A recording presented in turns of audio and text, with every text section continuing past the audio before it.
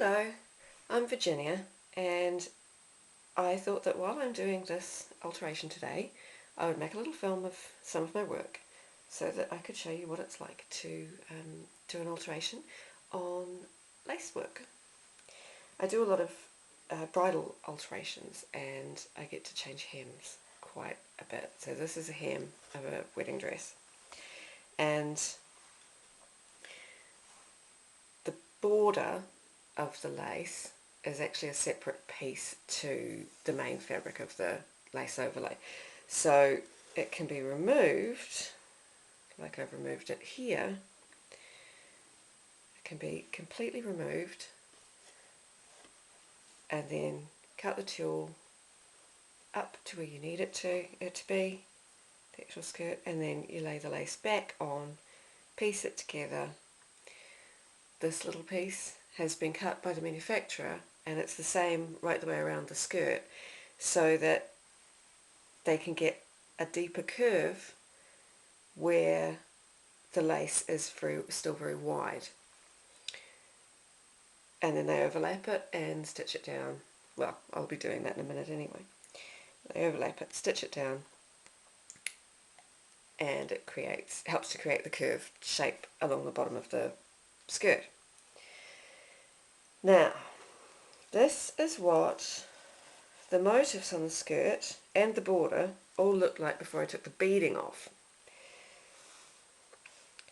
So we've got pearl beads, crystals, and little clear sequins. Now those little guys are all stitched on with this doubled ordinary old sewing thread. Right, so you can really easily see those stitches there. Oops, move that, and then you can really easily see those stitches there on the back. That's the easy part, taking the beads off, because you just snip those stitches and they come out. The lace itself is actually stitched on with 2 rows of sort of crazy sewn, like it's sewn like that. It's not sewn in a straight line, it's not just a zigzag, it's like this, but 2 rows of that all over the motif. And it's in invisible thread. So this could be tricky to show you, but there are tiny little shiny bits. You look out for the shiny bits. And let's see if I can find one. Ah, there's one there. Right, so I've just hooked under here, it's just there, 2 of the invisible threads. And I say 2 because it's actually the bobbin thread and the top thread of the machine that it was sewn with, but because I'm working with tulle, I've managed to hook them both through one of the hexagons of the tulle. So we'd snip, well actually we wouldn't snip, get into just one of those and pull it gently, and hopefully you can see, if I put that in a little bit further, you should be able to see that it's monofilament nylon thread, and it's very fine and it's very difficult to see, so this could be a bit tricky for you guys, but if you can see, the lace is pulling up, gathering as I gently pull this stuff. It stretches a little bit, this thread, and it will break if you pull on it too hard, so go easy. Right, so what I do is I tend to get it and pull it, and then when it can pull no more, I break it, pull the gathering out a little bit, gather it again, break it, and then there's that thread just there, and then that little bit has released. Right, and you will find on the top the other part of the thread. Don't know if you can see that there or not, but the other part of the thread, the top stitch. the top thread from the sewing machine that it was sewn with is on there, and then you can do the pulling part again with that one, though that one doesn't go as far as the bobbin one. And I put all my threads out to the side on my table, and then they get rolled up and put in the bin after I've done my work. Right, so once all of that is done, and I've done about 7 hours unpicking on this particular dress, I go to stitch everything back in place.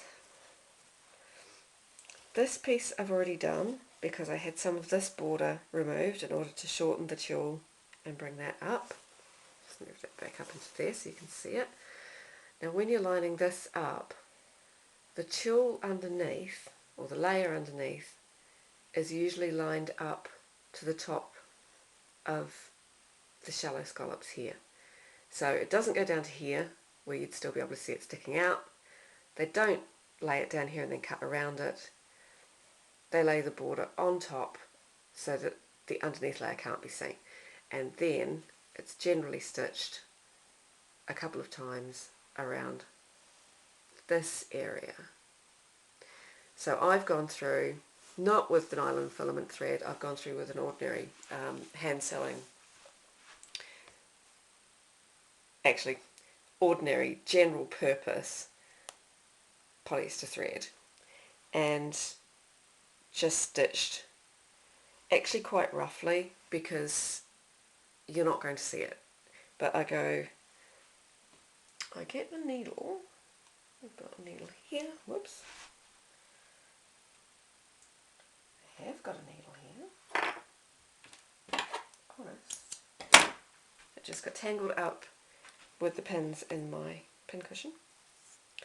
So I've got this threaded with a pale brown. And what I do is I start my knot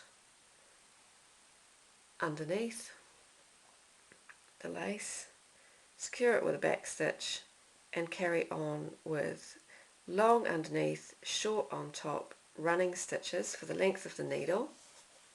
Pull that out, make sure not to gather it because you will be able to see that in the tulle and in the final hang of the garment. Come back and do a small back stitch, and then again long running stitches behind, short running stitches on top,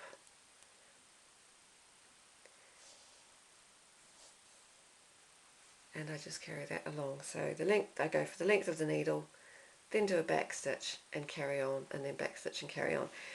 I knot at my top turning stitch up here where I come up, do a knot, come back down, so I don't cut it, I don't cut the thread unless I need to, come back down, and then where this little guy is, the one that's there for merging and shaping, right, I knot here and then carry on into this piece, and I do a sort of an overcast motion with the needle. So if I find my needle again, here he is.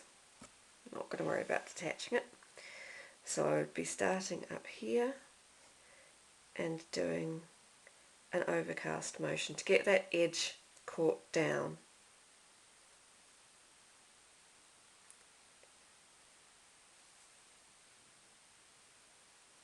And I'd make sure that my stitches were neat. I'm doing them quite big just to show you.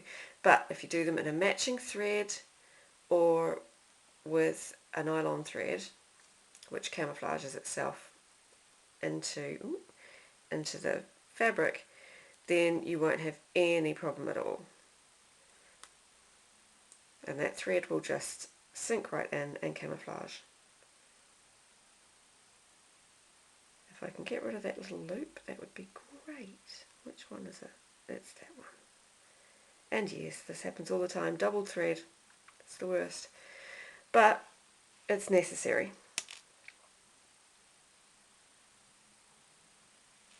I like to use a double thread rather than a single thread doing this kind of work, if I can get away with it, if it doesn't show. And this is quite a big sort of looking lace with lots of detail, so the double thread doesn't show. and then I just carry on around there. So the reason why I make sure that I've got my thread knotted off is because I am doing running stitch, and if it gets caught on anything, it will only undo up to either one of the back stitches, which are about that far apart, or one of the knots. So it's not going to come out anywhere else. Then I replace the beads. After I've done all of the replacing of the motifs, I replace the beads using, where is it? Using one of these little fellas, which is a beading needle. Actually, millinery needles are very good for this as well. And chenilles can be. Yeah, so I use that. And for that, I again use a double thread. Right, so that's what I'm up to today. Thought I'd just show you and have a practice making a video. Okay, thanks for watching.